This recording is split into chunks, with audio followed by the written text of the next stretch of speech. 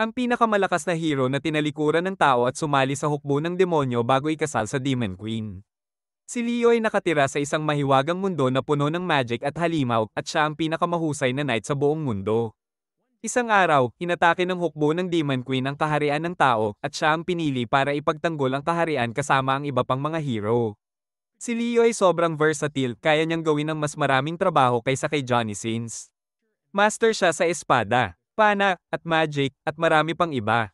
Napakalakas niya na natatakot ang buong Demon Army sa kanya. Pero ang problema, ang kanyang mga kasamahan ay hindi maaasahan, kailangan niya silang pasanin buong season. Ang archer ay mahina sa close range. Ang swordsman ay hindi makakagat ng kamatis gamit ang espada. At ang mage ay healer lang na nagkukunwaring malakas. Isang araw, nagdesisyon si Leo na iwan ang buong party at harapin ang Demon Army mag-isa dahil alam niyang kaya niyang iligtas ang mundo nang walang tulong ng iba. Sinimulan niya sa pagwasak sa maliliit na plato ng Demon Army ng mag-isa. Ngunit ipinadala ng Demon Queen Akida ang kanyang 4 na elite generals para subukan siyang talunin. Unang kalaban, Edward, na ang ina ay nagkaroon ng relasyon sa isang dragon, kaya may matitigas na kaliskis sa katawan, sobrang lakas, at halos hindi matalo sa depensa. Kung sword fight lang, hindi siya matatalo ni Leo. Ngunit si Edward ay simple lang at alam lang ang head-on fight. Ginamit ni Leo ang magic para gawing helpless si Edward at mabilis siyang natalo. Ikalawang kalaban, isang emo assassin na si MS, sobrang bilis at stealthy, kaya nasa elite 4 siya. Nakasalubong niya ito sa simbahan ng isang bayan, inatake siya ng walang tigil at nakasakit ng konti. Habang nagtatanggol si Leo, nag-chant siya ng incantation at ginamit ang malawakang spell para wasakin ang buong simbahan at talunin ang emo assassin. Ikatlong kalaban, isang wolf girl na si Lily, na nabangga ang ulo sa poste at nakalimutan ng kanyang memorya habang hinahanap ang hero. Nakita niya si Leo sa ilalim ng puno sa isang maulang araw at inalagaan niya ito pansamantala. Isang araw, nahulog siya ng mukha at bumalik ang kanyang memorya. Agad siyang umatake kay Leo, pero natalo siya at nahulog sa personalidad ni Leo. Ika-4 na kalaban, isang malakas na mage na si Shua. Gumamit si Leo ng high-level anti-magic barrier na ginawa siyang useless. Pinilit siyang makipaglaban ng pisikal at natalo siya dahil mahina siya sa physical strength. Matapos mapabagsak ang Elite 4, ang huling kalaban ay ang Demon Queen Akida mismo. Napakatindi niya at nag-transform pa sa giant monster. Kinailangan ng lahat ng lakas ni Leo para mapabagsak siya, pero tumanggi siyang patayin si Akida dahil alam niyang hindi siya masama. Habang sinakop ng Demon Army ang kaharian ng tao, si Leo ay nagpatuloy sa kanyang misyon na mas malakas at mas matalino. At hindi na umaasa sa iba. Pagkatapos niyang makita si Akida na pinipigilan ng kanyang hukbo mula sa walang kabuluhang pagpatay at pinananatiling minimal ang pagkasira, at matapos niyang sirain ng mag-isa ang buong Demon Army, bumalik si Leo sa kaharian, umaasang tatanggapin siya tulad ni Messi matapos manalo sa World Cup. Ngunit ang sinalubong sa kanya ay lamig at takot mula sa mga tao. Isang araw, siya ay tinawag ng hari. Inamin ng hari na malaki ang naitulong ni Leo sa kaharian sa pamamagitan ng pagtalaga sa Demon Queen's army. Pero bilang isang people pleaser, hindi niya kayang balewalain ang hiling ng kanyang mga nasasakupan. Kaya't pinalaya si Leo mula sa kaharian. Naging homeless si Leo at unti-unti niyang naramdaman ang sama ng loob laban sa mga tao ng kahariang iyon. Isang araw, narinig niya ang ilang tao na nag-uusap tungkol kay Demon Queen Akida na sinusubukang muling buuin ang kanyang hukbo. Ngunit sa ngayon, napakahina nito, at kahit ang ilang kabataan na may power of friendship ay kayang talunin ito. Dahil dito, napag-isip-isip ni Leo na sumali na siya sa Demon Army. Kung ang mundo ay gusto siyang alisin, mas maaga niyang aalisin ang mundo bago pa man siya alisin. Pinuntahan niya ang korte ng Demon Queen at lumapit kay Akida at sa kanyang mga general. Nagulat si Akida na makita ang hero sa harap niya. Sinabi ni Leo na may noble intentions siya at nandito lang para ipakita ang isang presentasyon. Ipinakita niya ang mga charts at graphs tungkol sa kanyang nakaraan, mga karanasan sa laban at strategy, at kung paano niya nawasak ang buong Demon Army ng mag-isa. Sinabi niya na gusto niyang isaalang-alang siya ni Akida sa kanyang army. Naniniwala si Leo na naging maganda ang presentasyon niya at akala niya makukuha niya ang posisyon, ngunit diretsahang tinanggihan siya ni Akida. Nagulat si Leia at pinagsabihan siya dahil hindi kalayuan, siya ang dating public enemy number 1 nanogram Demon Army. Muli niyang ipinakita ang kanyang charts at ipinaliwanag na magtatrabaho siya ng mabuti upang mabawi ang mga nawalang oportunidad ni Akida at wala siyang makikitang mas mahusay sa kanya. Ngunit hindi interesado si Akida at nagsimulang maglabas ng maraming fireballs, itinapon siya palabas ng korte bago umalis sa kastilyo. Gayunpaman, nakumbinse ni Leo ang apat na elite generals na makipag-usap sa kanya. Matapos ang maraming pagtatangka, nagtagumpay siya at nakumbinse ang mga generals na bigyan siya ng pagkakataon upang tulungan ang Demon sa kanilang plano sa mundo. Binigyan siya ng generals ng break na kailangan niya, ngunit pinaalalahanan siyang manatiling mababa ang profile at huwag ipaalam kay Akida ang kasunduan. Natulog si Leo sa kastilyo at kinabukasan, nakipagkita siya kay Shua na labis ang trabaho mula nang sirain ni Leo ang kanilang army.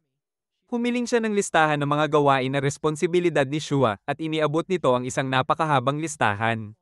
Nagulat si Leo sa dami ng dapat gawin ni Shua ng mag-isa at tinanong kung bakit hindi niya ipinamamahagi sa iba.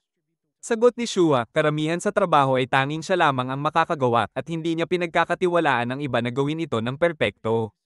Kahit paminsang ipamigay ang ilang gawain, bantayan niya ito dahil sa kanyang OCD na nagreresulta sa mas maraming trabaho. Pinili ni Leo ang isa sa mga gawain, ang pagpapanatili ng mana reserves ng kastilyo upang masigurong maayos ang lahat ng sistema at gamit sa loob ng kastilyo. Ipinaliwanag ni Shua na siya lamang ang makakakumpleto ng mana reserves dahil ang frequency ng magic niya ay matagal nang nakasync sa mga reserves. Kung magbabago ang wavelength, paputok ang buong reservoir. Ngumiti lamang si Leo at sinabi sa kanya na i-adjust niya ang kanyang magic wavelength para tumugma sa kay Shua. Tiningnan siya ni Shua, napagtanto na sapat ang kanyang kakayahan at pinayagan siyang gawin ito.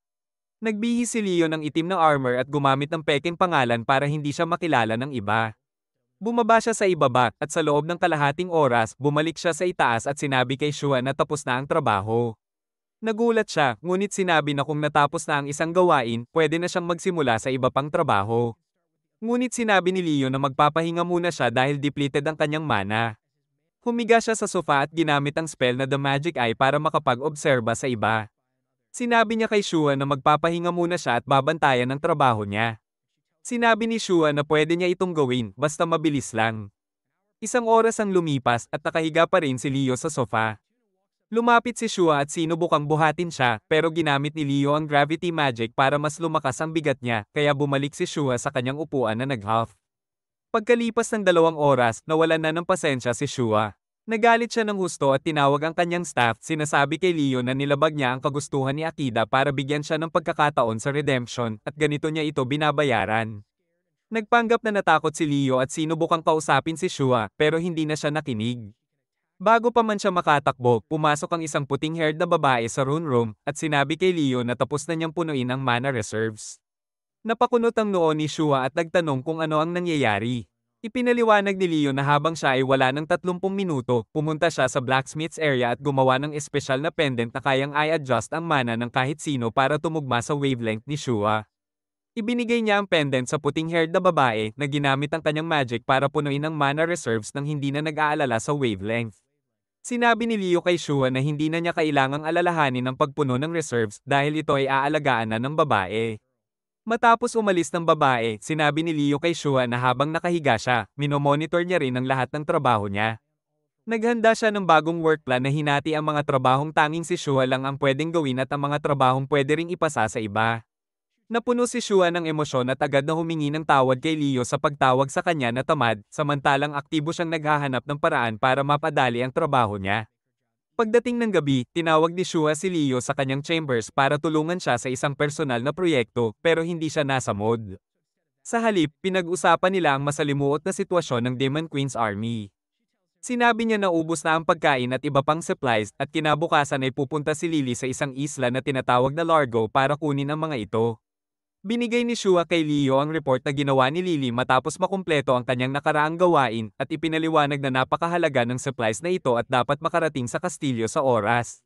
Ang report na ibinigay ni Lily ay puro kalat na crayon drawings dahil sobrang tanga ni Lily. Ipinaliwanag ni Shua na ganito na ang lahat ng report at plano niya noon pa man. Kaya nagkakaroon ng miscommunication at walang kwentang delay. Gusto ni Shua na sumama si Leo kay Lily papunta sa isla ng Largo para ma-monitor niya ito at matutunan kung paano gawin ang mga bagay ng maayos at epektibo. Ipinaliwanag ni Shua na 3,000 taon na ang nakalipas nang umatake ang Demon King sa mga tao, ngunit natalo sa laban. Kalaunan, nakahanap ng kapayapaan ang karamihan ng demon sa mga tao at nagsimulang mamuhay ng magkasama. Ngunit hindi ganito ang nangyari sa Dragonfolk. Para sa kanila, ang pagiging Dragonfolk sa teritoryo ng tao ay parang pagiging gay sa Russia, lagi silang diskriminado at hinahabol. Dahil dito, kinailangang ilipat ng Dragonfolk ang buong populasyon sa isang liblib na isla na tinatawag na Largo, kung saan sila naninirahan hanggang ngayon. Ayon kay Shua, ang Dragonfolk lamang ang tumutulong sa Demon Army noong sila ay nalulugi, at sila rin ang dahilan kung bakit muling binubuo ang army. Tinanong ni Leo kung bakit hindi niya ipinapadala si Edward doon. Dahil isa rin siya sa Dragon People at malamang ay mas kaya niyang ayusin ang mga bagay. Sinabi ni Shua na plano niya itong ipadala, ngunit naisip niyang kung pupunta si Edward, siya na ang gagawa ng lahat ng trabaho at wala si Lily matututo. Sumang-ayon si Leo sa paliwanag na iyon at sinabi na siya na ang sasama kay Lily. Kinabukasan, umalis sina Leo at Lily mula sa kaharian patungo sa Mythic Island ng Largo kasama ang daan-daang demons at beast people para tulungan silang mag-transport ng supplies. Pagdating sa isla, labis na na-overwhelm si Leo sa kaguluhan at disorganisadong sistema. Ginagawang laro ni Lily ang lahat ng gawain at nag-race pa sila sa mga lungsod para makita kung sino ang makakarating sa transporter ng supplies ng pinakamabilis. Hinabol siya ni Leo at sinabihan na huminto dahil nagdudulot ito ng malaking pinsala sa lungsod at maaaring magalit ang Dragonfolk sa kanila. Nahuli niya si Lily sa transporter at inutos na tumigil sa laro at magtrabaho. Ngunit sinabi ni Lily na nagtatrabaho naman siya at sinabihan ng mga demons na ilagay ang supplies sa transporter at pagkatapos ay magpahinga pagkatapos ng tanghalian. Tumingin si Leo sa paligid at napansin ng sobrang inefficiency. Lahat ng demons ay binibigyan ng parehong mabibigat na gawain kahit hindi nila kaya at walang division of labor. Nagsimulang magplano si Leo kung paano maayos ang lahat sa pamamagitan ng paghahati ng trabaho ayon sa kakayahan ng bawat demon. Napansin niyang matagal nang hindi na-maintain ang paligid, kaya pinakiusapan ng isang demon na ayusin ito. Ngunit sinabi sa kanya ng demon na lumayo dahil tanging utos lang ng general ang susunodin niya. Bumalik si Leo sa kanyang tent na nakahawak sa ulo, iniisip kung paano tuturuan si Lily kung paano ayusin ang ganitong sitwasyon. Nahihirapan siya at nagkakaroon pa ng migraine. Kailangan din niyang harapin ang mga tao sa isla dahil sa gulo na dulot ng race ni Lily. Iniisip niya na kung magpapatuloy ito, maaaring bawiin ng Dragonfolk ang suporta sa Demon Army at iyon na ang katapusan ng plano. Habang nakaupo siya roon, lumapit si Lily at agad na nag-alala, tinanong siya kung ayos lang siya. Nang sinabi ni Leo na hindi siya, pinapahiga niya ito at dali-daling tumakbo palabas para humanap ng gamot kahit na nag-aalok siyang ipagpalit ang mga supplies para makuha ito. Habang nag-iisip si Leo, naaalala niya kung gaano kabait na bata si Lily, at doon niya na-realize kung paano niya mapapabilis ang paglaki at maturity ni Lily, pero hindi sa maling paraan. Naisip niya ang isang planong maingat at matalino. Pagbalik ni Lily sa tent dala ang gamot, mas lumala pa ang itsura ni Leo. Agad siyang nag-alala at tinanong kung ayos lang siya. Sagot ni Leo, may mabangis na ahas na nakagat sa kanya at walang sino man sa buong lugar na iyon ang kayang gumaling sa kanya. Sa totoo lang, siya mismo ang sumangga sa ahas at kayang tapusin ang epekto ng venom kahit kailan niya gusto. Sabi niya kay Lily, ang tanging paraan para mailigtas siya ay makakuha ng espesyal na halo ng herbs na matatagpuan sa silangang bahagi ng isla. Hindi nag-aksaya ng oras, dali-daling tumakbo si Lily palabas. Samantala, bumangon si Leo at tinanggal ang epekto ng venom sa sarili niya bago niya ipadala ang kanyang magic eye sa kanya. Naglatag siya ng maraming obstacles sa daan para kay Lily, nakakailanganin niya ng tulong ng kanyang mga demon comrades para mabilis itong malampasan. Habang tumatakbo sa mga parang, ginamit ni Lily ang kanyang espesyal na kakayahan, nag-transform siya sa isang higanteng divine wolf na nagpadagdag ng kanyang bilis at lakas. Pagkatapos ng ilang sandali, narating niya ang unang obstacle. Isang dambuhalang bato na humaharang sa kanyang daraanan. Binuhusan ni Leo ito ng invincibility magic, kaya hindi matitinag ng kahit anong magic attack. Sumugod si Lily at sinimulang hampasin ang bato, ngunit wala siyang nagagawa. Lalong na-frustrate, ngunit iyon ang gusto ni Leo, nais niyang ma-realize niya na hindi niya kayang wasakin ang bato ng mag-isa. Dapat siyang pumunta sa pinakamalapit na village kung saan naroroon ang mga spellcasters na kayang basagin ang bato para sa kanya. Ngunit sa isang iglap, unti-unti nang nagkakabiyak ang bato dahil sa walang sawang headbutts ni Lily. Napamangha si Leo sa kanyang nakita, pero habang nagpapatuloy si Lily sa pagtakbo, inalagaan niya ang sarili, marami pang obstacles ang naghihintay at naniniwala siyang hindi ito malalampasan ni Lily nang hindi humihingi ng tulong. Sunod, pumasok si Lily sa isang kuweba at natuklasan na puno ito ng slimes na humaharang sa daan. Ginamit ni Leo ang mga self-replicating slimes na mamamatay lamang kapag nasira ang kanilang core. Pero si Lily ay may demonic abilities, kaya tinahak niya ang slimes at pinunit sila. Namangha si Leo at napagpasyahan niyang kailangang mag-intervene. Nag-disguise siya bilang isang Wonder Bard at sumunod sa kanya. Dumating si Lily sa gilid ng isang matarik na bangin, at sa harap niya ay isang malalim at malawak na kanyon, masyadong malayo para malampasan sa isang talon lamang. Naguguluhan siya sa gagawin. Ngunit doon muling nakialam si Leo bilang isang simpleng bard. Nang tanungin siya ni Lily kung alam niya kung paano malalagpasan ang bangin, nag-rap siya ng isang fire rap song na may mensahe, kung may problemang hindi mo kayang lutesin mag-isa, gamitin ang tulong ng mga taong nasa paligid mo para maabot ang layunin.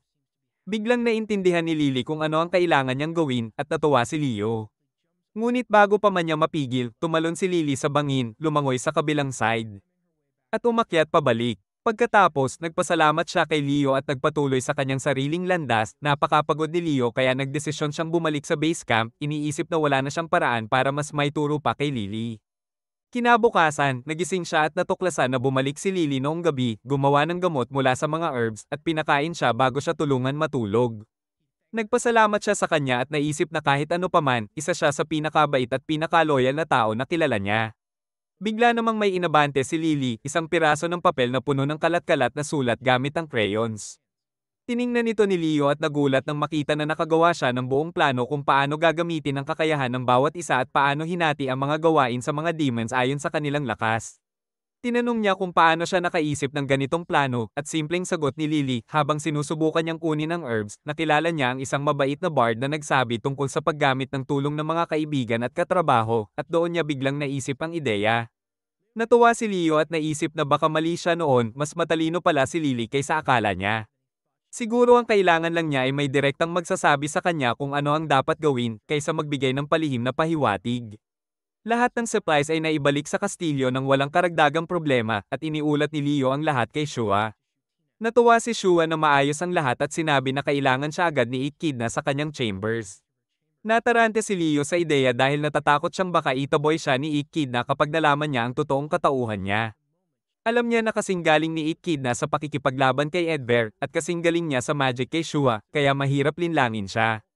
Pero kung hindi siya agad pupunta, baka isipin ni Ikidna na may tinatago siya. Natatakot din si Shua dahil siya ang nagbigay ng trabaho kay Leo nang hindi sinasabi sa Reyna. Pinagtibay ni Leo ang sarili at sinabi kay Shua na huwag mag-alala, kaya niya harapin si Ikidna mag-isa. Pumasok siya sa kanyang itim na armor at nagpunta sa chambers ni Ikidna. Pumasok siya at sinalubong siya ng masaya at lasing na Ikidna. Ipinaliwanag nito na gusto talaga niyang makilala ang taong nakatulong mabawasan ang trabaho ni Shua at matulungan si Lily na mas maging epektibo sa trabaho. Inilagay siya agad ni Ikidna sa harap ng isang mahabang mesa na puno ng masasarap na pagkain at alak mula sa iba't ibang lugar. Maayos na umupo si Leo sa kanyang pwesto, nagsimulang kumain at uminom habang nakikipag-usap kay Ikidna. Biglang tinanong ni Ikidna kung bakit nakasuot pa si Leo ng helmet kahit na kumakain at umiinom. At sinabi na tanggalin niya ito. Nagpanik si Leo at sinabi na sobrang pangit niya kaya kapag nakikita siya ng mga babae, nagugulat sila, kaya obligadong nakasuot siya ng armor palagi. Lasing na sobra si Ikidna para hintayin ang pahintulot niya, kaya lumapit siya at sinimulang tanggalin ang helmet ni Leo. Agad-agad, sinubukan ni Leo na baguhin ang kanyang mukha, pero dahil sobrang bilis ng nangyari, naisip niya lang palitan ito ng mukha ng ibang tao. Nagulat si Ikidna dahil inaasahan niyang di man ang kanyang makikita. Binalik niya ang kanyang upuan at nagpatuloy ulit sila sa pag-inom. Gustong makatakas ni Leo sa sitwasyon kaya patuloy niyang inaalok kay Ikidna ang mas maraming alak, umaasang sobrang lasing ito at matutulog na agad. Pero hindi pala, matibay si Ikidna. Pagkatapos niyang ubusin ang kanyang baso, direkta niyang kinuha ang bote at nagpatuloy sa pag-inom mula rito. Pagkatapos, sinabi ni Ikidna na anumang tao ay malugod na tinatanggap sa Demon Army at hindi sila nagdidiskrimina sa mga tao o demon. Naisip ni Leo na maaaring ito na ang pagkakataon para malaman ang opinyon niya tungkol sa kanya, kaya maingat niyang tinanong si Ikidna kung bakit hindi niya pinapayagan si Hero Leo na sumali sa kanyang army kung hindi naman siya nagdidiskrimina. Agad nagbago ang ekspresyon ni Ikidna at tuluyang nagalit. Sinimulan niyang bastyusan ng Hero, sinasabi na sobrang basura siya at kahit ano pa ang gawin nito, hindi niya ito papayagang sumali sa army. Maaaring magtrabaho ito ng higit sa 1,000 tao, pero hindi pa rin siya papayag dahil baka sirain nito ang Demon Army mula sa loob. Idinagdag pa niya na siya lang ang dahilan kung bakit hindi niya nakuha ang Philosopher's Stone na sana'y nakatapos na sa kanyang conquest. Nagulat si Leo sa bagong impormasyong ito dahil hindi niya alam na ang layunin ni Ikidna ay makuha ang Philosopher's Stone, na sinasabing may kakaibang kapangyarihan tulad ng pagpapayabong ng barren land at pagbibigay ng immortality. Pero naniniwala siya na karamihan sa mga kwento tungkol dito ay peke. Tinanong niya kung bakit hindi na lang niya hihingin sa mga tao ang Philosopher's Stone, ngunit sumagot si Ikeda na hindi nila maiintindihan dahil makasarili at duwag ang mga tao. Pinaliwanag niya na iba ang tunay na mundo sa mga kwento na binasa ng mga tao noong bata pa sila, kung saan ang hero at ang Demon Queen ay nagkakaunawaan at nabuhay ng masaya magpakailanman. Tinanong ni Leo kung bakit niya gusto ang Philosopher's Stone dahil hindi naman siya mukhang taong mausisang humingi ng yaman o immortality. Sinabi ni Ikeda na mas masahol pa ang Demon World kaysa sa Chernobyl, walang sikat ng araw, nakalalason ang tubig, barren ang lupa, at nakalalason ang hangin. Bukod dito, patuloy ang mga demon clan sa pakikipag-away sa isa't isa na nagdudulot ng walang katwirang marahas na pagpatay. Gusto niyang gamitin ang Philosopher's Stone para gawing maganda at maayos na lugar ang Demon World. Nakarapat-dapat tirhan. Naantig si Leo sa marangal na layunin niya at naisip na hindi na niya kayang itago ang kanyang katauhan, lalo na't ganap na siyang nagbukas ng kanyang puso kay Ikeda. Balak na niyang ibunyag ang kanyang tunay na identity, pero bago siya makapagsalita, biglang pumasok sina Lily at Chua sa silid at sinabi na biglang nawala ang dalawang general, sina Edward at MS, shocked si Ikeda sa bagong balita. Naiwan ng dalawang runaway generals ang mga liham para sa kanya, si MS ay nagsulat na aalis siya sa isang paglalakbay at huwag siyang hanapin, samantalang ang liham ni Edward ay nagsasabing nabigo siya sa Reyna at magtatangka siyang wakasan ang kanyang sarili. Agad sinabi ni Leo kay Ikeda na siya na ang susundan si MS at sabay nilang dapat habulin si Edward. Pumayag si Ikeda, pero nang subukan niyang lumakad, natagilid siya dahil sa sobrang pag-inom. Ginawa niya ang tinatawag na Kramer move at nag-burp na nagbalik sa kanya sa pagiging sober. Mabilis na tumakbo si Leo palabas upang habulin si MS, sinusundan ng faint trail ng magic nito patungo sa kagubatan. Habang tumatakbo, biglang may umatake sa kanya gamit ang mga kutsilyo, pero nagawang maiwasan ni Leo. Lumabas si MS mula sa kagubatan at sinimulang atakihin si Leo, pero mahusay niyang naipagtanggol ang sarili. Mabilis niyang tinanggal ang armor upang ipakita ang kanyang sarili kay MS, hamupa ang tensyon at umupo sila sa tabi ng isang troso. Tinanong ni Leo si MS kung bakit siya tumakas at nalaman niya na si MS pala ay isang lalaki at ayaw niya na isipin ng iba na babae siya. Tinanong ni Leo ang trap kung dahil lang ba sa simpleng dahilan na iyon siya tumakas at kung gusto niyang iwan ng Demon Army. Sumagot si MS na hindi, sinasabi niyang ang Demon Army lamang ang lugar kung saan naramdaman niyang tinatanggap siya, kinikilala ang kanyang kakayahan, at pinapahalagahan ang kanyang damdamin. Ang totoong dahilan kung bakit siya tumakas ay natatakot lang siya, sa loob ng 3 araw, kailangan niyang i-interview ang maraming aplikante para sa trabaho bilang mga spy, at naramdaman niyang sobrang mahina at introvert siya. Tiningnan siya ni Leo para maintindihan kung nagbibiro siya, pero na-realize niyang seryoso si MS. Tinanong ni Leo ang trap tungkol sa mga dati niyang trabaho at kung paano niya hinarap ang ganitong sitwasyon noon dahil dati siyang guildmaster.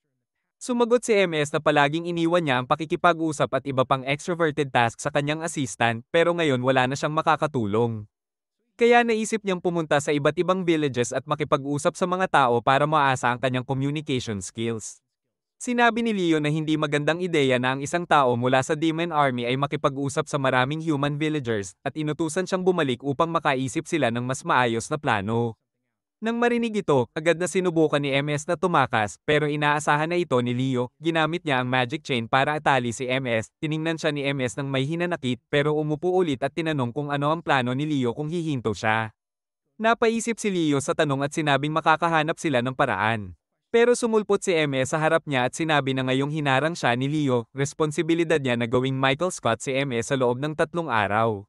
Bumalik si Leo sa kastilyo kasama si MS at agad niyang sinalubong ang mga babae. Tinanong niya ang tungkol sa sitwasyon ni Edward at kung maayos na ba ito. Sagot ni Ido, nahuli nila ito sa tamang oras, sinusubukan nitong mag-self-checkout gamit ang maraming espada, pero hindi niya alam na ang dragon scales ay hindi matinik ng ordinaryong bakal, kaya hindi man lang siya nasugatan. Idinagdag ng isa pa na pansamantala nilang inilagay si Edward sa pangangalaga ng sariling anak niya para siguraduhing hindi ito gumawa ulit ng kalokohan. Sinabi ni Leo na sila na ang bahala kay Edward habang siya naman ang tatutok sa problema ni MS. Bumalik siya sa assassin at nagplano upang turuan itong maging mas socially aware. Inilagay niya ito sa isang part-time job sa tavern sa loob ng kastilyo bilang waiter, at syempre, si MS naman ay naging waitress dahil siya ay trap. Nagsimula silang magserbisyo sa mga tao. Kadalasan, si MS ay nakasunod lang kay Leo na siyang gumagawa ng karamihan sa pakikipag-usap. Pinakikinggan niya kung paano humarap si Leo sa mga customer. Habang tinuturuan siya nito ng ilang teknik para mas gumaling makipag-usap. Sabi ni Leo sa kanya, dapat unang makinig kung ano ang sinasabi ng kausap, intindihin ang gusto nito, at saka sumagot based doon.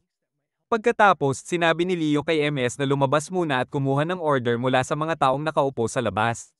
Sumunod naman si MS. Pero sakto naman pumasok ang isang pasaway na grupo ng Wolf Demons na nagsimulang gumawa ng gulo sa loob ng tavern. Lumapit si MS at tinanong kung ano ang gusto nila. Bastos na sinabi ng leader ng grupo na gusto nila ng karne at alak. Tinanong ni MS kung anong klase ng karne ang gusto nila at pagkatapos ay nag-alok na tikman nila ang karne niya. Habang sinusubukan ni Meren na kausapin ng leader ng grupo, hindi siya pinakikinggan at nagsisimula pa itong mangharas sa kanya dahil inaakala siyang mahina at babae.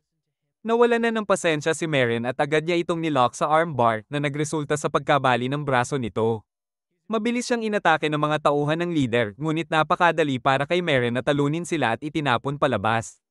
Pagkatapos ng shift, umuwi sila sa kwarto ni Leo. Pinuri ni Leo si Meren dahil sa mahusay nitong ginawa at sa pag-unlad niya sa pakikipag-usap sa mga tao. Napasaya nito si Meren at nagpasalamat siya sa training.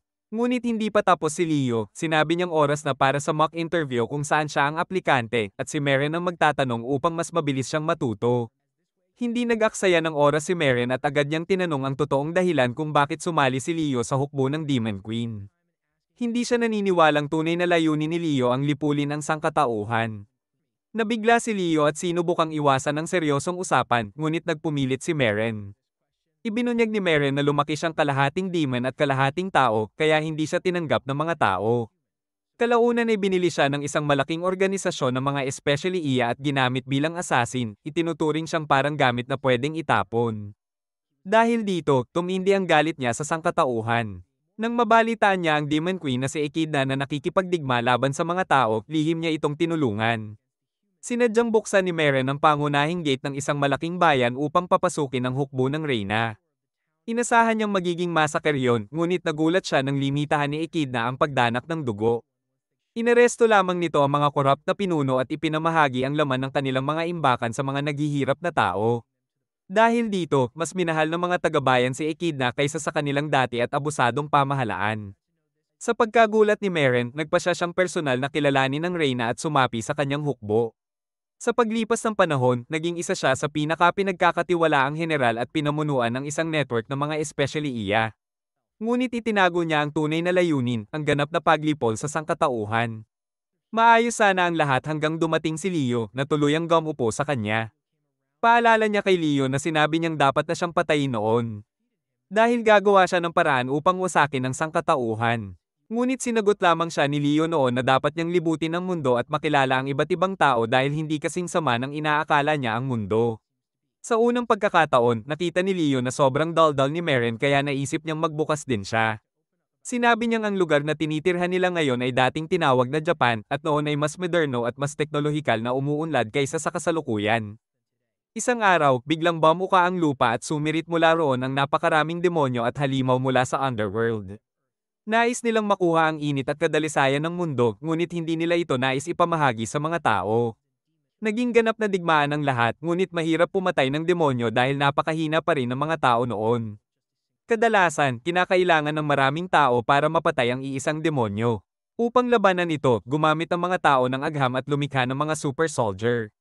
Isa si Leo sa mga ito. Sila ay mga taong inabono ng Demon DNA para magkaroon ng pambihirang lakas at kakayahan.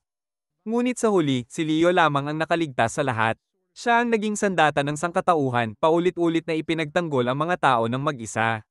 Ngunit sa tuwing natatapos ang digmaan, agad siyang nalilimutan. Itinanong ni Meren kung hindi ba siya nagtatanim ng sama ng loob, lalo na't ibinuhos niya ang lahat para sa sangkatauhan kapalit ng paghamak at malamig na pagtrato.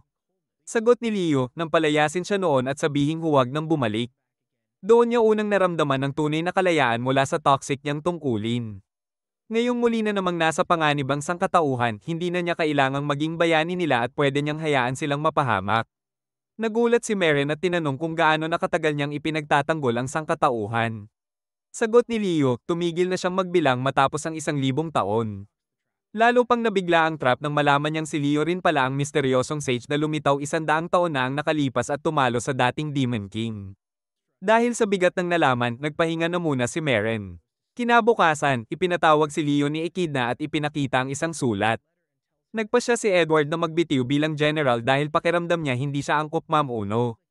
Kamakailan ay nakalaban nila ang isang napakalakas na halimaw, ang Chimera. Sinubukan niyang turuan ang kanyang hukbo kung paano labanan ang ganoong uri ng nilalang, ngunit dahil wala pa silang karanasan, matindi ang takot nila. Si Edward, na puro lakas ngunit kulang sa pag-unawa, tinawag ang kanyang mga tauhan na mahihina at ikinumpara ang sarili, sinasabing nakakalaban niya ang ganoong halimaw noong kabataan niya.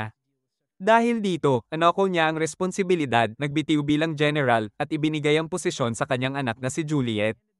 Tinanong ni Echidna si Leo kung kakayanin ba niya ito dahil pakiramdam niyang masyado na niya itong pinagagawa.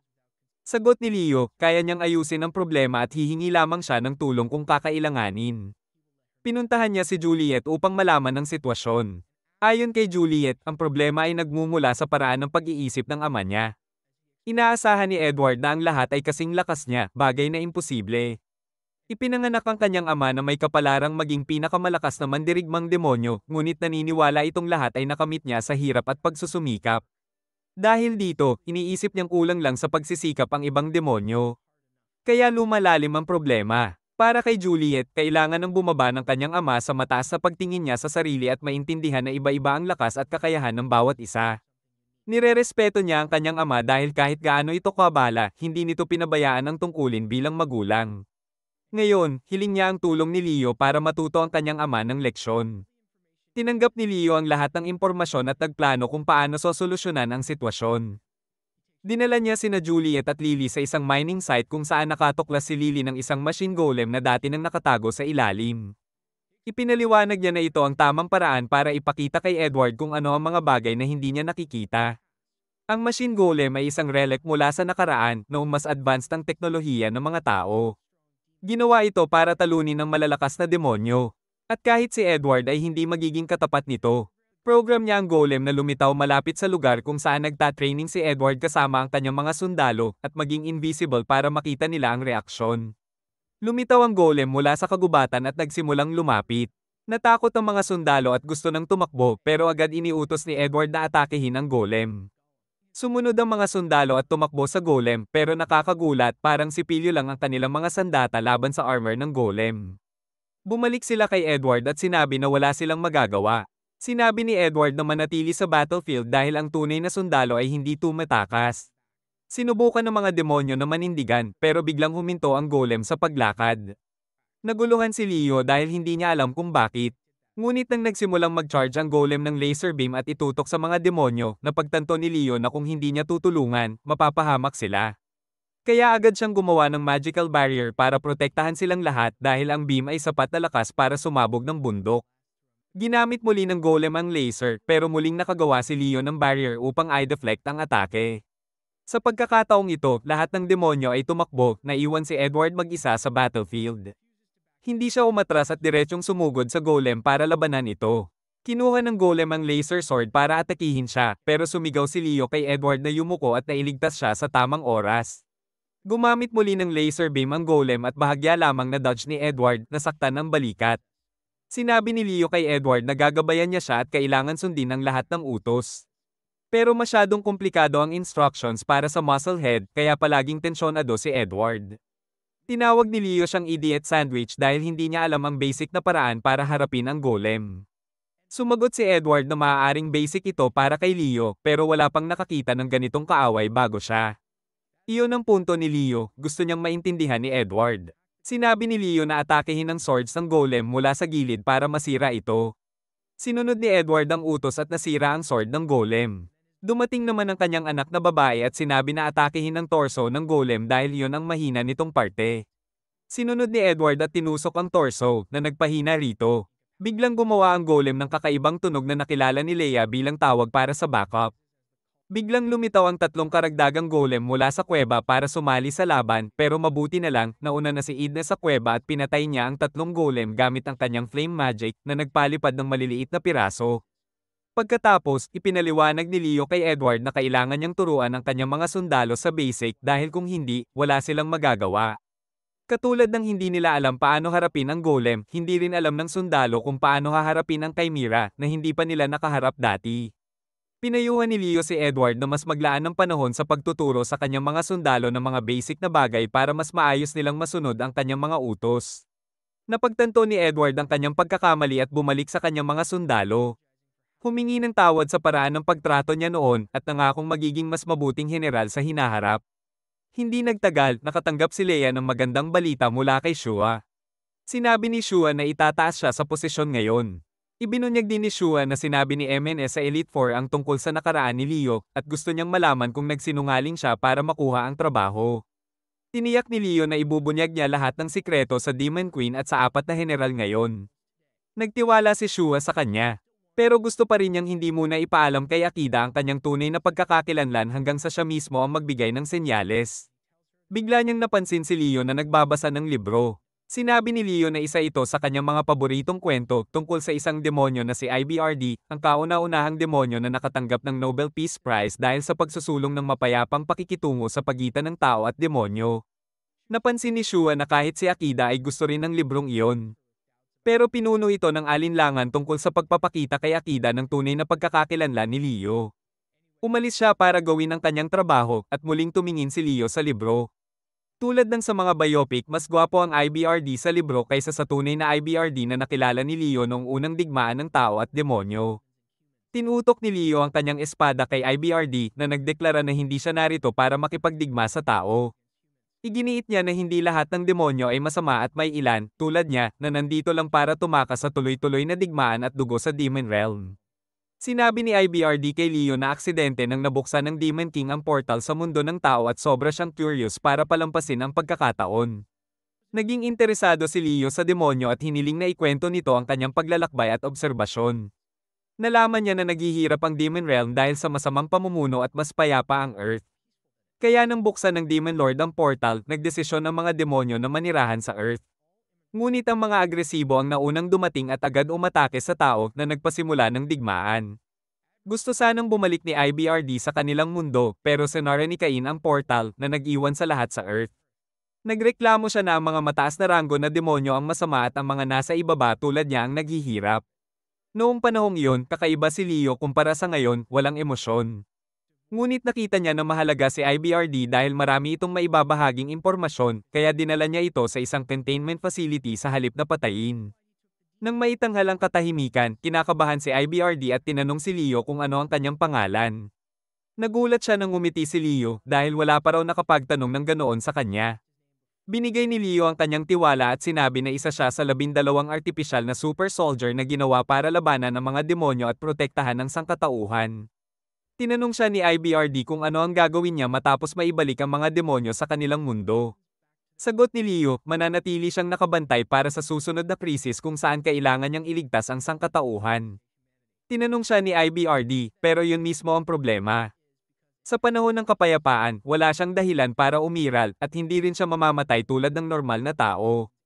May iwan siyang walang direksyon at nalilito. Habang patuloy na naghahangad si Iblis ng trahedya sa mundo para muling maisakatuparan ang kanyang tungkulin bilang bayani, tumatak ito kay Leo.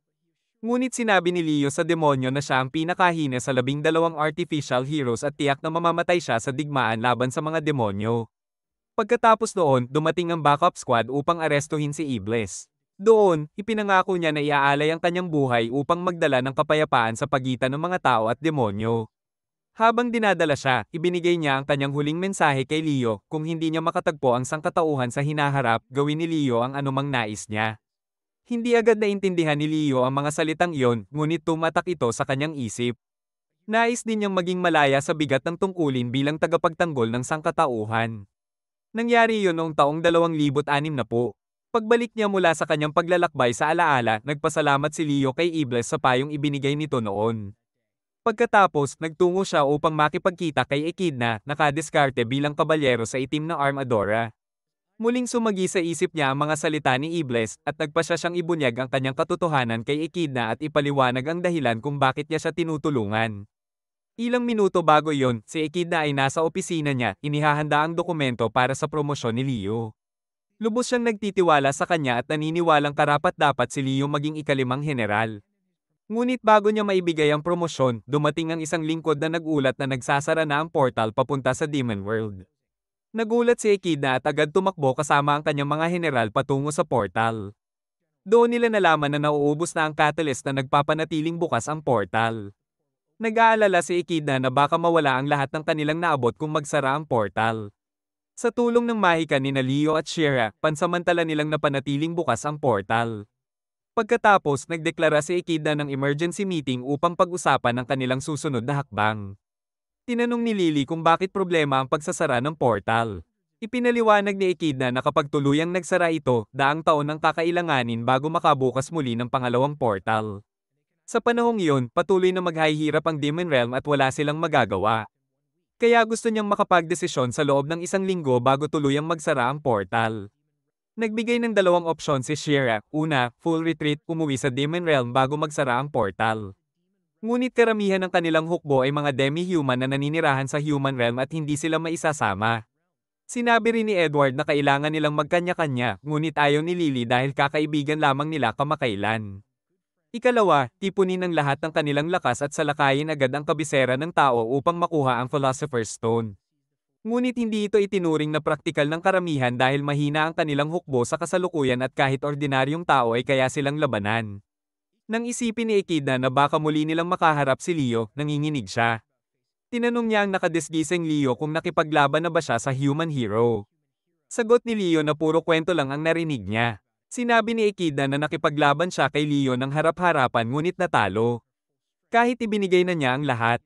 Tinawag niya si Leo na halimaw at sinabi na kung makipagdigma sila sa tao ngayon, wawasakin sila nito.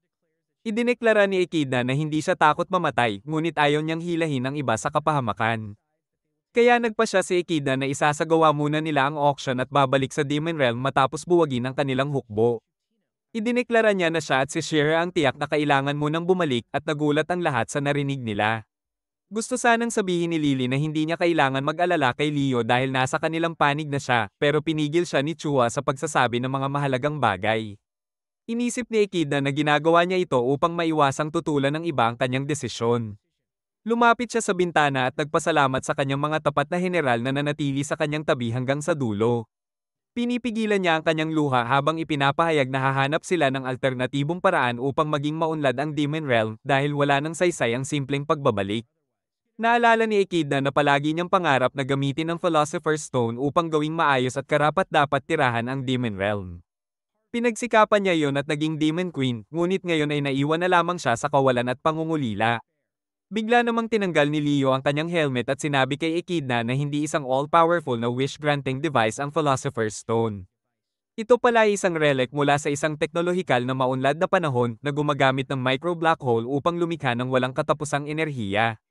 Ibinunyag niya na walang nakakaalam kung paano ito gamitin ng tama, ngunit sinasabing may manual na detalyado ang lahat tungkol dito. Matagal na ring hinahanap ito ng mga tao, ngunit hindi pa nila ito natagpuan. Lumapit si Leo kay Echidna na hindi pa rin nakikita ang kanyang mukha. Nagsabi si Echidna na kahit pasubukan nilang makipagkasundo sa mga tao upang sabay na hanapin ang manual, magiging walang saysay ito dahil sa huli, kailangan pa rin nilang nakawin ang Philosopher's Stone mula sa kanila. Gusto na niyang sumuko, ngunit sinabi ni Leo na 2 pala ang Philosopher's Stone sa mundo ng tao at isa lang ang kailangan nila. Biglang nakakita si Echidna ng pag-asa, ngunit hindi pa niya nakita si Leo ng harapan. Sinabi niya ni Leo na huwag ng paligoy-ligoy at humarap sa kanya. Nang tumingin siya, naiwan siyang walang masabi nang makita si Leo, hindi ang Black Knight. Pindot ni Leo ang kanyang daliri at tinanggal ang Armadora. Una siyang humingi ng paumanhin kay Echidna sa panlilinlang sa kanya sa buong panahon dahil wala siyang ibang paraan upang makatulong. Sinabi rin niya na emergency ito, kaya hindi na niya kayang magpanggap pa. Ibinunyag ni Leo ang tunay na dahilan kung bakit sumali siya sa Demon Army, gusto niyang malaman kung karapat-dapat ang Demon Queen na hawakan ang Philosopher's Stone. Sinabi niya na kung hindi siya karapat-dapat, agad siyang aalis, ngunit matapos niyang makausap siya sa hapunan at alak, nalaman niyang karapat-dapat siya. Naniniwala siya na may kakayahan si Echidna na magdala ng kaayusan sa Demon Realm at ipagkakaloob niya sa kanya ang Philosopher's Stone para sa layuning iyon na magdudulot din ng walang hanggang kapayapaan sa sangkatauhan. Samantala, si Echidna ay tila nagproseso ng mabagal, parang may Windows XP sa utak. Inisip niya ng matagal bago niya naunawaan na si Leo pala ang Black Knight sa buong panahon at pagkatapos ay nagsimulang tumawa ng maniacally dahil naloko siya. Sinabi ni Leo na i-upgrade ang kanyang operating system para mas mabilis siyang maintindihan, ngunit imbes na makinig, umatake si Echidna gamit ang malakas na fire spell. Pagkatapos, sinabi ni Leo na matuto siya ng bagong tricks dahil nababagot na siya at paulit-ulit na lamang ang parehong atake ni Echidna. Bagamat wala sa mod si Echidna makinig, iginiit ni Leo na walang ibang paraan para husgahan siya kundi sa pamamagitan ng panlilinlang sa kanyang resume. Sinabi ni Leo na kung hindi niya binago ang kanyang pagkakakilanlan, hindi malaya si Echidna na makipag-usap sa kanya. Sinabi ni Echidna na siya si Dan Wright at binalaan niya si Leo na kumain na lang siya ng nakakalaso na kabute at mamatay. Namangha ang kanyang mga general dahil sa kanyang dramatikong paraan ng pagpapahayag kaysa sa mismong panlilinlang sa kanya. Galit na galit si Echidna nang makita na si Leo ay hindi nasaktan kahit tinamaan ang kanyang atake ng point blank. Bigla namang niyakap siya ni Lily at Chua at sinabi na talagang malaki ang naitulong ni Leo sa kanila. Sumasang-ayon din sina Edward at MS. AK, at habang patuloy siyang pinupuri ng lahat, pumayag na si Echidna na makinig kay Leo.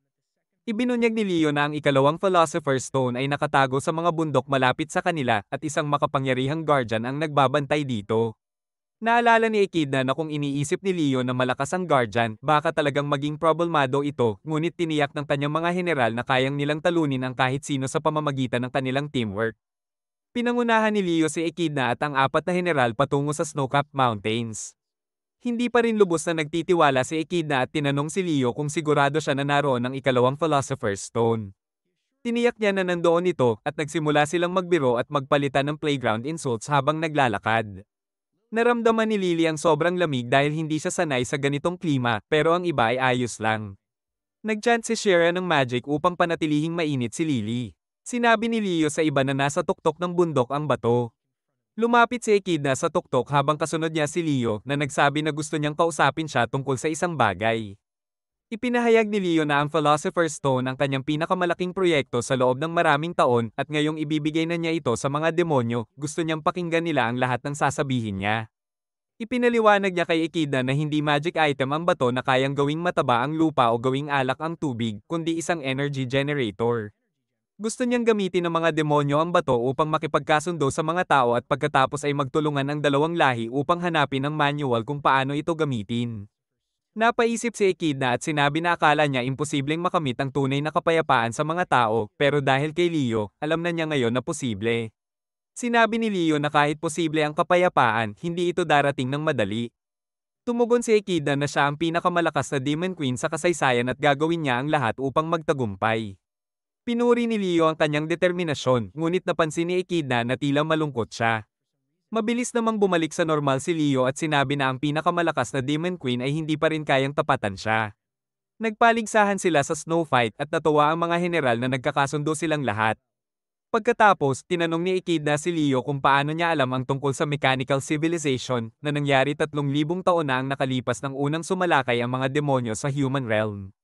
Sinabi lang ni Leo na siya ay ipinanganak noon at nag-overheat ang utak ni Echidna habang sinusubukan ay proseso ang impormasyon. Ipinagpatuloy ni Leo at ibinunyag na siya ay isang artificial biowan na ginawa para labanan ng mga demonyo. Sinabi niya na ang kanyang specialty ay paunlarin ang sarili batay sa mga hamon at kopyahin ang anumang kakayahan na nakikita niya. Idineklara ni Leo na siya ay resulta ng 3,000 taon ng karanasang natutunan at sa wakas, naunawaan ni Echidna na hindi pa niya nasusukat ang tunay na lakas ni Leo. Napagtanto niya na kung alam niya ang totoong lakas ni Leo noon, hindi sana siya nakipagdigma sa sangkatauhan. Ngunit biro ni Leo na kung ganoon, hindi sana sila nagkakilala. Pagkatapos, ibinunyag niya na lahat ng iba pang artificial heroes ay namatay sa digmaan at siya lamang ang nakaligtas. Ang kanyang nag-iisang layunin ay protektahan ng sangkatauhan. At sa mahabang panahon, ito lamang ang dahilan ng kanyang pag-iral. Sinabi ni Leo na paulit-ulit niyang pinrotektahan ang mundo, ngunit sa mga panahon ng kapayapaan, na nasabi siya na sana may mas maraming panganib upang kailanganin ng sangkatauhan ang kanyang tulong. Hindi niya na-enjoy ang matagal ng kapayapaan at naramdaman niyang wala na ang saysay ng kanyang pag-iral. Naniniwala siya na ngayon, hinahadlangan niya lang ang sangkatauhan sa pamamagitan ng pagpigil sa kanila sa lahat ng panganib. Dahil kahit wala siya, kaya nilang mabuhay at umunlad. Idineklara niya na nawawala na sa kanya ang bait sa iniisip na ito at kung magpapatuloy, baka simulan niya ang kanyang villain arc at wasakin ang mundo upang sa huli, siya ang makakapagsalba rito. Tinanong niya si Echidna kung alam niya kung ano ang dapat gawin sa ganitong sitwasyon. Bago pa siya makasagot, dumating ang Elite Four. Nag-enjoy muna sila sa tanawin at pagkatapos ay tinanong kung nasaan ang makapangyarihang guardian. Lumakad si Leo ng maaga at idineklara na walang guardian at nasa kanya na ang Philosopher's Stone. Ipinaliwanag niya na ito ay nasa kanyang puso, nagbibigay sa kanya ng walang katapusang kapangyarihan. Kung gusto nila ang bato, kailangan nilang kunin ito mula sa kanyang malamig na patay na katawan. Namangha ang lahat sa narinig nila. Pagkatapos, ipinakilala ni Leo ang kanyang sarili sa huling pagkakataon, siya ang dating bayani na natalo ang Demon Queen Akida, at ngayon, kung hindi siya pipigilan, talagang wawasakin niya ang sangkatauhan. Hindi maintindihan ng sino man ang nangyayari. Habang sinusubukan ni Shira na lapitan siya, nagpakawala si Leo ng warning attack para itaboy siya. Sinabi niya kay Echidna na kung gusto niyang makuha ang Philosopher's Stone at dalhin ang kapayapaan sa mga demonyo at tao, kailangan niyang pigilan siya. Bigla niyang inatake ang mga demonyo at sinabi sa kanila na maging mga bayani na magliligtas sa sangkatauhan. Naalala ni Echidna ang unang beses na narinig niya ang tungkol sa bayani nung kanyang pagkabata. Kumakanta si Ard tungkol sa nakakatakot na bayani na hindi mailarawan ng kanyang kapangyarihan. Natalo niya ang unang Demon King, isang mahusay na mandirigma, at ang pangalawang Demon King, isang henyo sa mahika. Sinabi sa kanya ng Bard na kung siya ay maging Demon Queen balang araw, huwag siyang makipaglaban sa bayani dahil iyon ang magiging huling laban niya. Ngunit noon, isang mayabang na bata si Echidna at sinabi na isang ordinaryong tao lamang ang bayani at kung makikita niya ito, bibigyan niya ito ng mabigat na parusa. Ngayon, tinitingnan niya ang napakalakas na bayani sa harap niya na naging mismong bagay na ipinangako niyang wasakin at nagtataka kung paano siya pipigilan. Walang makapagsalita hanggang sa tanungin ni Echidna si Leo kung ano ba talaga ang ibig niyang sabihin. Bigla siyang inatake at ang kanyang walang humpay na mga suntok ay nagtulak kay Echidna pabalik. Paulit-ulit siyang nagtatanong kung nagising ba siya sa maling side ng kama ngayon. Pinabagsak siya ni Leo sa lupa at sa isang malakas na atake, pinutol ang bato sa likod niya. Sa kabutihang palad, nakaiwas si Echidna sa atake. Bulong ni Leo na siya ay nilikha upang iligtas ang mundo at kung hindi na siya kailangan ng mga tao, pipilitin niyang pag-isipan nila ito muli sa pamamagitan ng pagkawasak sa kanila. Nagpakawala siya ng flying slash kay Lily na nakaiwas sa atake. Tinanong siya ni Echidna kung bakit niya sinusubukang sirain ang mismong bagay na matagal niyang pinrotektahan. Sumagot si Leo na pinrotektahan niya ang mundo sa loob ng libu-libong taon, kaya karapat-dapat na minsan ay sirain niya ito. Tumawa siya ng parang banta, bago nagpakawala ng force wave na nagpabagsak kay Echidna. Inatake niya ito, ngunit dumating si Edward sa tamang oras at hinarang ang kanyang espada. Itinulak niya si Leo pabalik at inatake ito habang sinasabihan siya na magpakatino na. Si Shira ay nanawagan din na bumalik si Leo sa kanyang orihinal na sarili, ngunit hindi pa siya handang makinig. Itinulak ni Leo si Edward pabalik at sinubukang saksakin siya, ngunit ginamit ni Chua ang malakas na binding magic upang kulungin siya sa isang madilim na hawla. Pinipilit niyang durugin si Leo sa pamamagitan ng pagsiksik ng hawla, ngunit nakalaya si Leo, tinapak si Edward sa tiyan at pinabagsak ito palayo. Lumapit siya kay Shira at sinabi na magpakatino siya dahil kung gusto niyang makuha ang Philosopher's Stone, kailangang patayin siya. Sumagot si Shira na kung tunay na ang puso niya ang Philosopher's Stone, dapat tulungan pa rin niya sila gaya ng dati. Tinanong niya si Leo kung lahat ng pangako niya sa kanila ay kasinungalingan at kung hindi sila kailanman naging magkaibigan. Walang emosyon ang sagot ni Leo. Sinabi niya na kung hindi nila siya patayin, mamamatay ang lahat. Nagpakawala siya ng 10-10 magic arrows kay Shira, ngunit hinarang ni Edward ang lahat gamit ang kanyang katawan. Sumabog ang mga palaso, nagdulot ng matinding pinsala kay Edward at muling inatake siya ni Leo. Dumating si Mikaida upang pigilan si Leo at dalhin siya palayo. Bumagsak si Edward sa tuhod dahil sa pinsala at napagtanto ni Shira na seryoso si Leo sa pagpatay sa kanila. Tumitig siya kay Leo habang sumisigaw ito na sawa na siya sa sobrang haba ng buhay niya.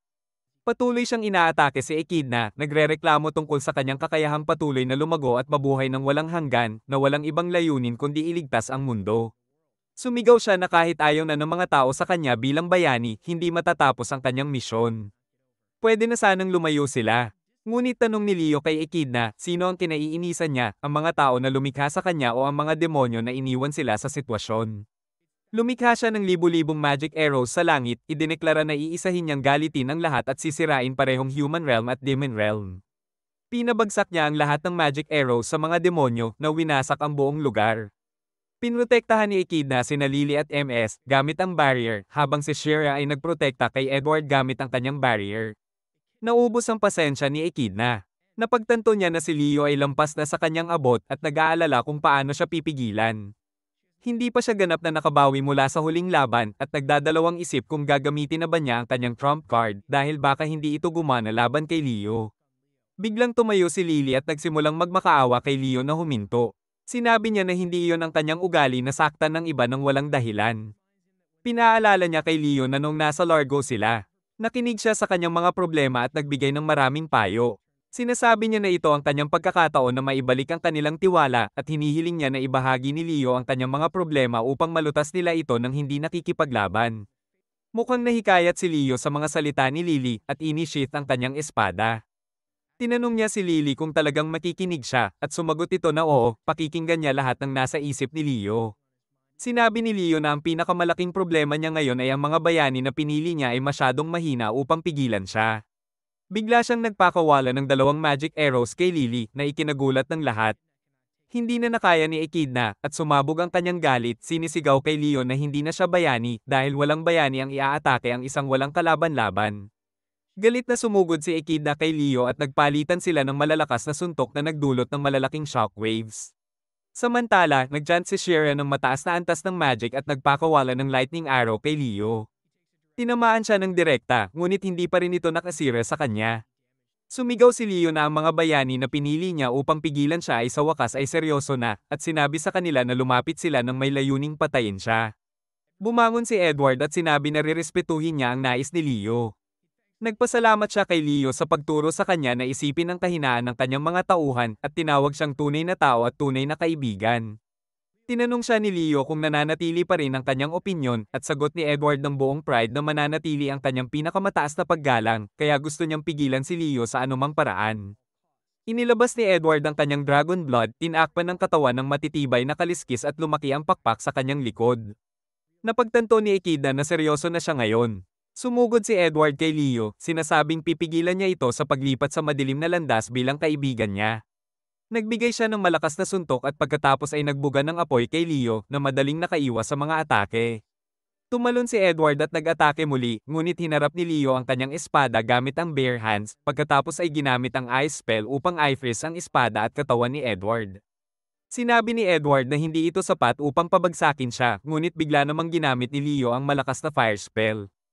Ang biglang pagbabago ng temperatura ay humina ang kaliskis ni Edward at pinabagsak siya ni Leo sa isang kalapit na bato. Galit na galit, nagplano sina Echidna at Shira na pagsamahin ang kanilang atake. Inatake ni Echidna si Leo gamit ang espada habang hinihintay si Shira upang ikulong siya sa bato at tamaan ng malakas na fire spell. Ngunit wala ni Kay titing na pinsala ang natamo ni Leo ng kanyang damit. At napagtanto ni Echidna na wala na silang magagawa. Hindi siya makagalaw habang lumalakad si Leo patungo sa kanya, ngunit biglang umatake si MS, gamit ang sure kill technique na naiwas ni Leo gamit ang kanyang ultra instinct at nagtamo lamang ng kaunting gasgas. Kasama ng trap assassin sa tabi niya, nakakuha si Echidna ng kaunting kumpiyansa at sinabi kay Leo na suportahan siya habang sumugod siya.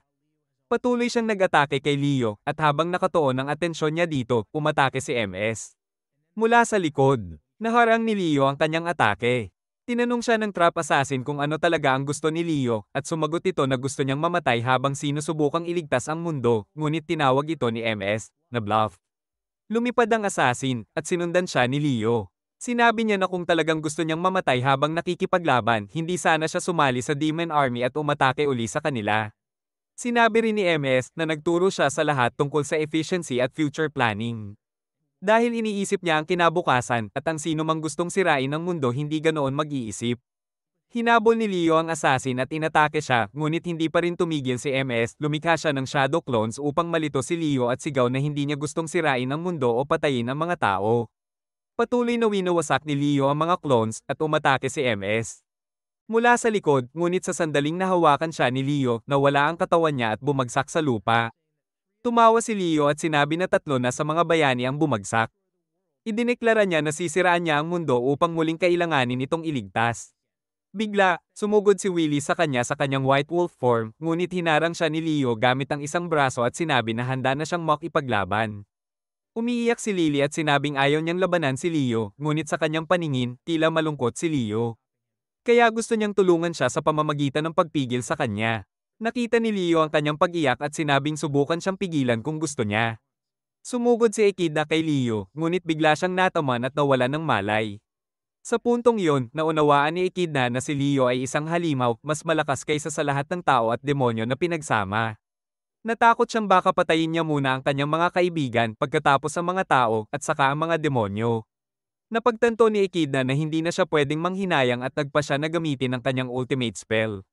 Telepatikong hiniling niya kay Shira na pigilan si Leo ng 40 segundo, ngunit naramdaman niyang hindi niya kakayanin na tumagal ng ganito laban sa kanya kahit sa laban o sa kama. Sa kabila nito, tinanggap ni Shira ang misyon na ibinigay sa kanya ng Reyna ng may ngiti. Nagpasalamat si Echidna kay Shira at nangako na bibigyan siya ng pinakamasarap na alak kung sila ay makakaligtas. Pagkatapos ay sinimulan niya ang kanyang spell. Alam niya na maliit ang tsansa ng tagumpay, ngunit kung tunay niyang mauunawaan kung ano ang hinahangad ni Leo, magagawa niyang pigilan siya. Habang kinokolekta niya ang kanyang magic, naalala niya ang isang spell na itinuro sa kanya ng kanyang ama bago siya sumuko sa posisyon ng Demon King para sa kanya. Sinabi niya noon na hindi niya kailangan ng mga spell mula sa caveman era, ngunit ipinaliwanag ng kanyang ama na wala silang ibang pagpipilian. Ang spell na ibinigay sa kanya ay ipinamana sa mga Demon King sa loob ng maraming siglo. Sinabi ng kanyang ama na ang pinakamagaling na sorcerer sa mga Demon King ang nag-develop ng spell na ito upang talunin ang invulnerable hero. Ang spell ay sinasabing napakamahal gamitin at may limitadong bilang ng paggamit at wala pang Demon King na sumubok nito. Kaya hindi tiyak kung gagana ito. Naiinis si Echidna sa narinig, ngunit tiniyak niya sa kanyang ama na sapat ang kanyang lakas upang talunin ang bayani kung sakaling makaharap niya ito. Ngayon, hindi na siya pwedeng maging mayabang at sinimulan niyang i-chant ang ultimate spell upang pabagsakin si Leo. Samantala, nakikipaglaban si Shira kay Leo at tinutugunan niya ang bawat spell ng bayani gamit ang parehong magic. Tumanggi si Shira at sigaw na hindi naman talaga niya nais patayin siya. Dahil hindi niya pinatay si Edward nang may pagkakataon at nag-atubili pa nga nang inalok siya ni Lily ng tulong. Nagpadala siya ng wind blades kay Leo, ngunit madali lamang itong nakontra ni Leo habang naglalakad patungo sa kanya. Sumigaw si Shira na ang tanging nais ni Leo ay sirain ang sarili dahil natatakot siyang dumating ang araw na hindi na siya kailangan ng mundo. Inatake niya si Leo gamit ang firebolt at sumagot si Leo gamit ang parehong atake na nagdulot ng malaking pagsabog. Habang humupa ang pagsabog, halos maabot na ni Leo si Shira na sumisigaw na nais lamang niyang mamatay at gawin ang mga demonyo bilang bayani na magliligtas sa mundo mula sa kanya. Tinawag niya si Leo na tanga at tinanong kung iyon lang ba ang kaya niyang gawin matapos 3,000 taon na ng buhay. Hindi na pinapansin ni Leo ang kanyang mga salita at pinapalayas siya gamit ang isang suntok na halos tapusin siya sa pamamagitan ng Hellfire. Ngunit bigla siyang nakakita ng halijing liwanag mula sa ibang direksyon. Nang lumingon siya, nakita niya na natapos ni Echidna ang kanyang espesyal na spell.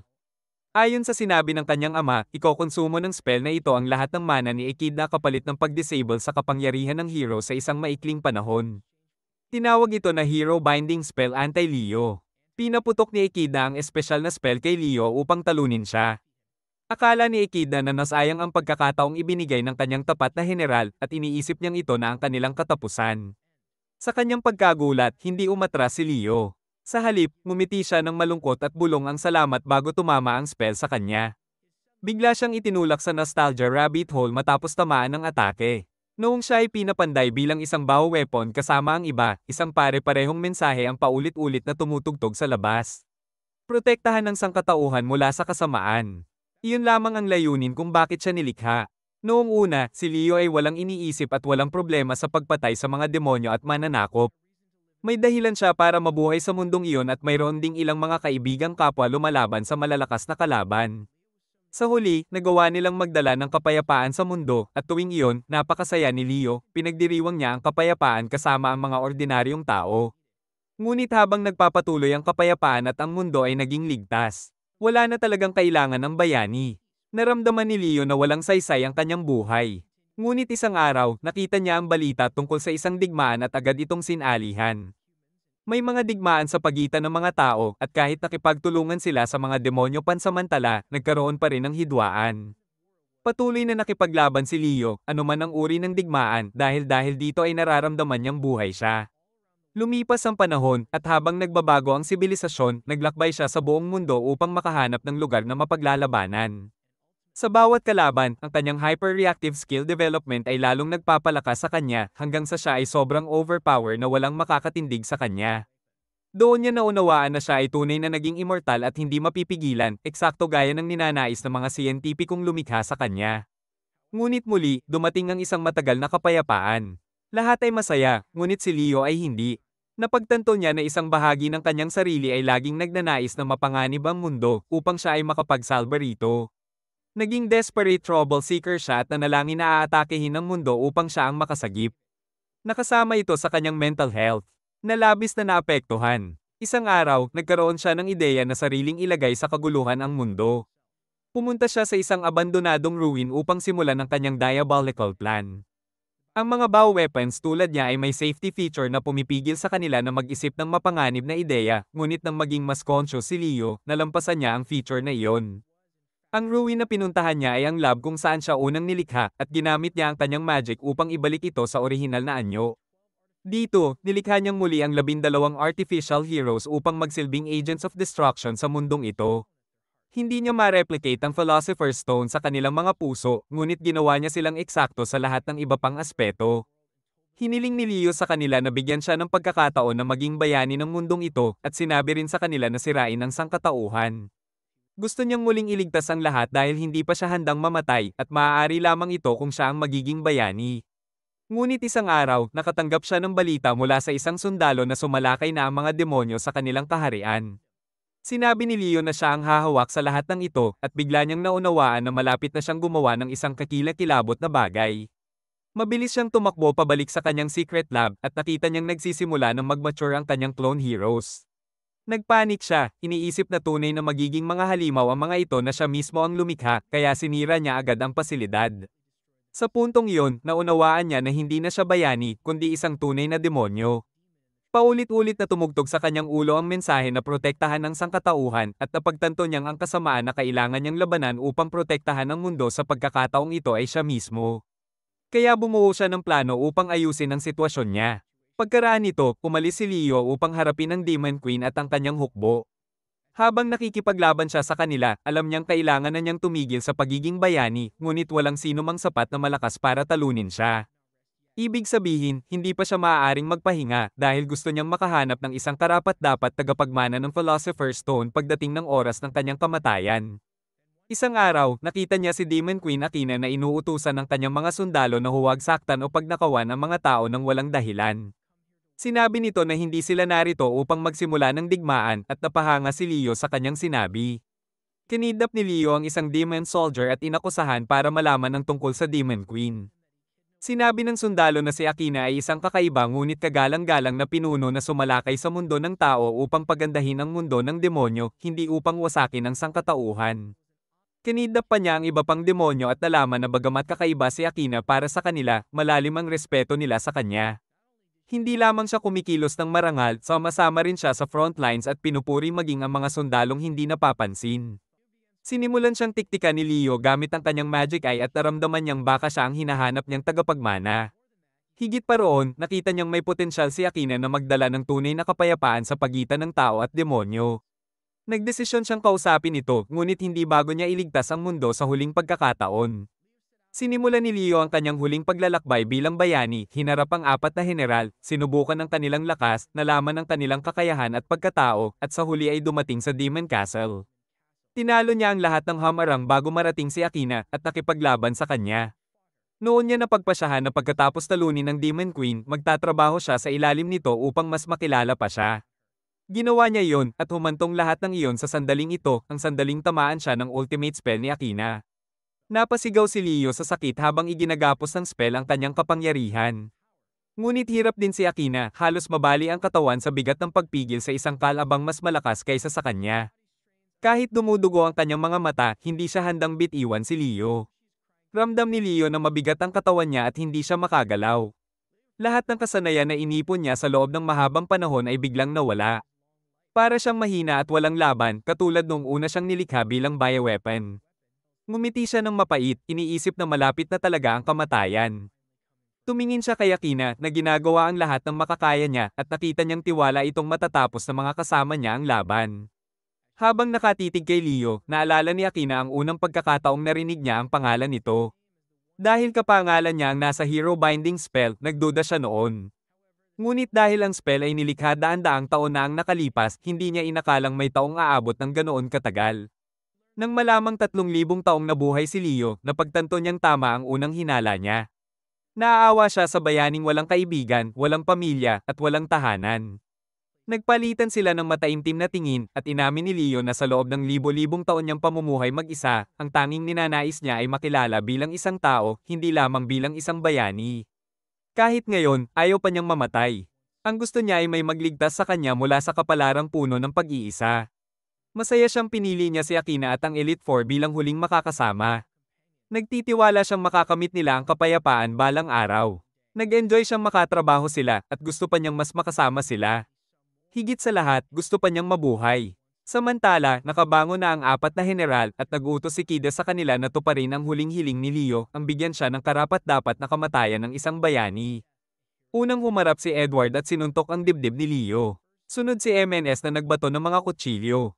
Si Lily naman ay kumagat sa kanyang sugat at si Shua ay umatake gamit ang malakas na kidlat na spell. Napagtanto ni Leia na mukhang patay na si Leo pero ngumiti pa rin siya bago mahulog sa lupa. Lahat ay nalungkot sa pagkawala niya at bumagsak si Kida sa kanyang mga tuhod habang sumisigaw sa labis na dalamhati. Kahit sobrang pinsala na at mahina na si Leo, hindi pa rin siya patay. Ngumiti siya at sabi, ang sarap pala ng matalo pagkatapos ng 3,000 taon. Dahan-dahang lumapit sa kanya ang lahat at pinaikot siya. Nakita nilang nakangiti pa rin siya. Gusto ni Lily na lumapit pero hinarang siya ni Maris. Tinanong ni Kida si Leo kung na-enjoy niya bang magpanggap na kontrabida at sagot ni Leo, masaya ako. Nagreklamo si Kida na sinadyang padaliin nila ang laban at pinayagan ng spell na tumama sa kanya.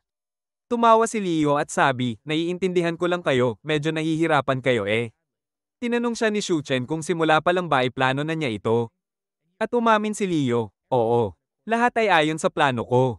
Nagalit si Kida dahil muntik na niyang napatay ang 5 sa kanila para lang sa bad boy act niya. Sabi ni Leo, kunin mo na ang Philosopher's Stone sa puso ko. May 5 minuto ka lang. Pansamantalang pinutol ko ang enerhiya mula sa stone pero isang beses lang ito pwede. Kung hindi mo ito matanggal, mare-revive ako. Tinanong ni MS kung kailangan lang nilang hilahin ito at sabi ni Leo, subukan mo kung kampante ka sa Fallout game mo. Lumapit si M, pero hinarang siya ni Lily. Sabi niya, ayoko na may pumatay kay Leo. Sumigaw si Kida, huwag mong patayin siya. At umiiyak. Tumingin si Kida kay Lily, tapos kay Leo na nakangiti parang batang pilyo. Napaisip siya, hanggang sa huli, bayani si Leo. Hindi niya balak patayin ang sino man o sirain ang mundo. Ang gusto lang niya ay patayin siya nila para maging mga bayani na makakapagsalba sa parehong mundo. Tinanong niya kung may pinagsisisihan si Leo, at sagot nito, wala. Natanggal ko pa nga ang browser history ko bago ang laban. Nagpa siya si Kida na oras na para kunin ang stone habang umiiyak si Lily.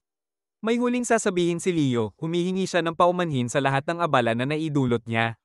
Ngunit imbes na hilahin ang Philosopher's Stone mula sa dibdib niya, binigyan siya ni Kida ng malakas na ass slap bago pa kinadyot ang balls niya.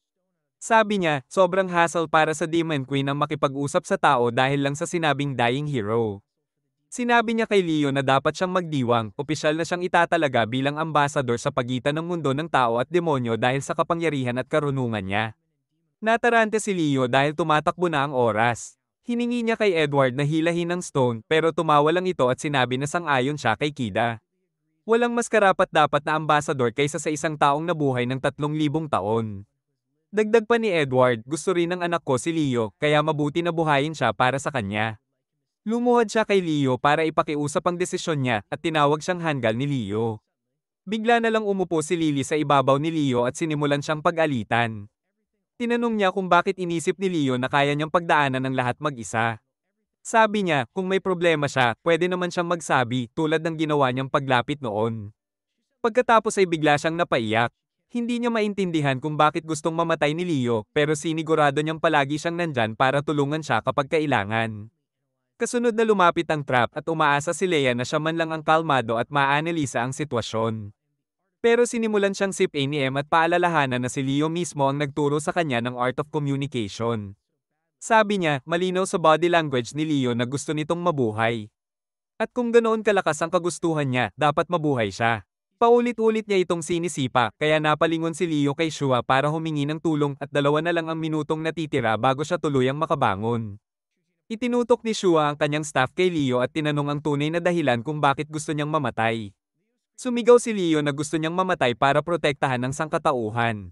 Ayon sa kanya, hindi dapat siya nakakaisip ng masasamang ideya, pero naging sobra ang kanyang self-awareness at nagawa niyang lampasan ang limitasyon na iyon. Sinabi ni Shua na kung kaya ng self-awareness niya na i-disable ang harmful thought prevention, kaya rin itong i-disable ang misyon niyang protektahan ang sangkatauhan. Sinabi ni Leo na imposibleng mangyari iyon, pero sinigawan siya ni Shua na subukan. Wala siyang nagawa kundi mag-focus at pumasok sa kanyang subconscious. Doon, umiikot ng paulit-ulit ang mensahe, protektahan ng sangkatauhan mula sa kasamaan. Nagmumura siya dahil hindi niya alam kung paano ito papatayin. Nakiusap siyang tumigil ang mga boses at laking gulat niya nang sumunod ang mga ito. Nagulat si Leo pagbalik niya sa diwa. Naisip niya kung niloloko lang ba niya ang sarili niya sa buong panahon na akala niya kailangan niyang iligtas ang mundo pero pwede naman palang eye-off ang misyon. Sinabi ni Kida na 30 segundo na lang ang natitira bago siya tuluyang makarecover at kung gusto ni Leo, papatayin niya siya. Biglang naalala ni Leo ang mga salita ni IBRD na dapat mabuhay siya ayon sa gusto niya kapag tapos na ang misyon. Sa paggunita niya sa mga salitang iyon, mabilis na gumaling ang sugat sa dibdib niya at tumulo ang luha sa kanyang mga mata. Natuwa ang lahat at inabot ni Kida ang kamay niya. Sinabi niyang itigil na niya ang paghihirap at maging alagad niya. Habang tuluyang naghilom ang butas sa puso ni Leo, inabot niya ang kamay ni Kida at tumayo. Sinabi nito na hindi na niya kailangang mabuhay ng mag-isa. Pagkatapos ay tumakbo si Lily para yakapin siya. Makalipas ang ilang araw, balik na si Leo sa kastilyo ng Demon Queen at ginagawa na ang dati niyang mga tungkulin. Binisita niya ang iba't ibang lugar na pinamumunuan ng mga kaibigan niya bago bumalik sa throne room. Kung saan nakahilata ang lahat, sobrang lasing matapos ang magdamagang selebrasyon. Sabi ni Leo, minsan talaga ay sobra silang nagpapabeya. Sumang-ayon si Edna mula sa sofa. Sabi niya, kung may nagsabi sa kanya isang buwan na ang nakalipas na iinom siya kasama ang hero Leo at matutulog sa presensya nito, ipapadala niya iyon sa mental hospital. Pero ngayon, isa na siyang alagad niya at lubos niya itong pinagkakatiwalaan. Sinabi ni Kida na nagsinungaling si Leo tungkol sa rason niya sa pagsama sa kanila, hindi naman talaga niya balak sirain ang sangkatauhan. Nagkibit-balikat lang si Leo. Tinanong siya ni Edna kung may pinagsisisihan siya dahil maaaring tumagal ng daan-daang taon bago siya muling magkaroon ng pagkakataong mamatay. Sagot ni Leo, gusto niyang tulungan si Edna na makamit ang mga pangarap nito kaya wala siyang pinagsisisihan. Tinanong siya nito kung ayos lang ba sa kanya ang maglingkod sa Demon Queen. Sagot niya, masaya siyang magsilbi sa kanya dahil mabait at maunawain siya. Sinabi ni Leo na gagawin niya ang lahat para hindi na kailanman kailanganing umakto si Edna bilang kontrabida. Iniabot niya ang kamay sa kanya. Pinanggako ni Leo na gagawin niya ang lahat para mailabas ang kabutihan at pagiging mabuting pinuno ni Edna. Tumawa si Kida sa corny niyang mga linya pero hinawakan niya ang kamay niya. Habang nagtatawanan at nagkukwentuhan, biglang pumasok sa silid si Juliet, anak ni Edward, dala ang masamang balita. Pagkakita niya kay Demon Queen at sa dating hero na magkahawak kamay, dali-dali niyang itinabi ang tingin, iniisip na naabala niya ang kanilang romantikong sandali. Napa-fluster si Edna at sinabi sa kanya na wala silang relasyon. Pagkatapos, tinanong niya si Juliet kung ano ang dahilan ng pagdating nito. Sabi ni Juliet, may kaguluhan sa isang bahagi ng kanilang teritoryo at maaaring maging riot ito. Kagad na iniutos ni Kida sa kanyang mga general na maghanda at sinabi kay Edward na siya ang manguna sa paghawak sa mga rears. Hindi naglaon, dumating ang isang matandang demon upang hanapin si Lily, kailangan nilang mag-supply ng mga importanteng gamot sa isla ng Largo. Kasunod naman ang puting-haired na babae na nagtatrabaho kay Shua na nagsabi na may sira sa isa sa mga magic reservoir. Pagkatapos niya, dumating ang babae na namamahala sa dining hall at tinawag si MS upang maging waitress dahil marami silang customers. Patuloy ang pagdating ng mga demon sa pintuan, bawat isa may mas mahigpit at mas agarang gawain. Tumingin si Kida kay Leo at sinabi na simulan na niya ang trabaho. Pinanggako ni Leo na haharapin niya ang lahat ng responsibilidad ng mag-isa at sinabi kay Kida na bumalik na lang siya sa silid para magpahinga at mag-beauty nap. Dahil dito, nagsimula si Leo sa kanyang bagong tungkulin, ngayon na tuluyan na siyang tumigil bilang bayani.